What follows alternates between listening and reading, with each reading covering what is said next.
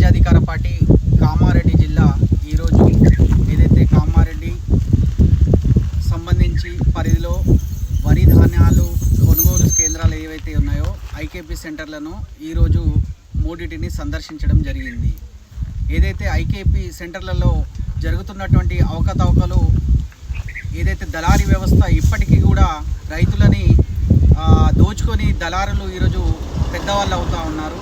ఒక్కొక్క గింజ పండించడానికి రైతు ఎంత కష్టపడుతూ ఉన్నాడో మనందరికీ తెలిసిన విషయమే.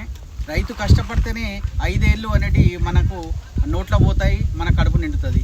అలాంటి రైతులని మోసం చేస్తూ అక్కడ అటు మిల్లర్లు, ఇక్కడ ఐకేపీ సెంటర్లు, ఇక్కడ అధికారులు అందరూ కూడా కుమ్మక్కై ఈరోజు రైతుల యొక్క శ్రమని దోచుకుంటున్నటువంటి పరిస్థితి ఈరోజు కామారెడ్డి జిల్లాలో ఈరోజు నెలకొంది. మేము కొన్ని సెంటర్లని సందర్శించాము.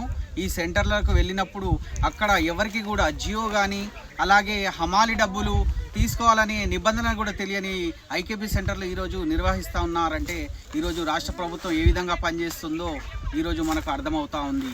ఐకేపీ సెంటర్లు ఏవైతే ఉన్నాయో ఐకేపీ సెంటర్లలో కనీసము వాళ్ళు ఈ హమాలి ఛార్జులు, అలాగే మన గన్ని బ్యాగు, అలాగే థ్రెడ్ కానివ్వండి, అలాగే ఈ వసతులు అన్నీ కల్పించాల్సినటువంటి జియో ఉన్నప్పటికీ కూడా వీళ్ళకు ఐకేపీ వాళ్ళ నిర్వహిస్తున్నటువంటి సెంటర్లలో ఎవరికి కూడా అవగాహన లేనటువంటి పరిస్థితి ఈరోజు ఉంది. ఇప్పటికైనా జిల్లా అధికారులు దీనిపైన తొందరగా స్పందించి ఏవైతే వరి ధాన్యాలు కొనుగోలు చేస్తున్నటువంటి కేంద్రాలకు పూర్తి అవగాహన కల్పించి వాళ్లకు కొనుగోలు చేయాలని చెప్పేసి, ఆ దిశగా రైతు కష్టాలను తీర్చాలని చెప్పేసి తెలంగాణ రాజ్యాధికార పార్టీ కామారెడ్డి జిల్లా మేము డిమాండ్ చేస్తూ ఉన్నాము.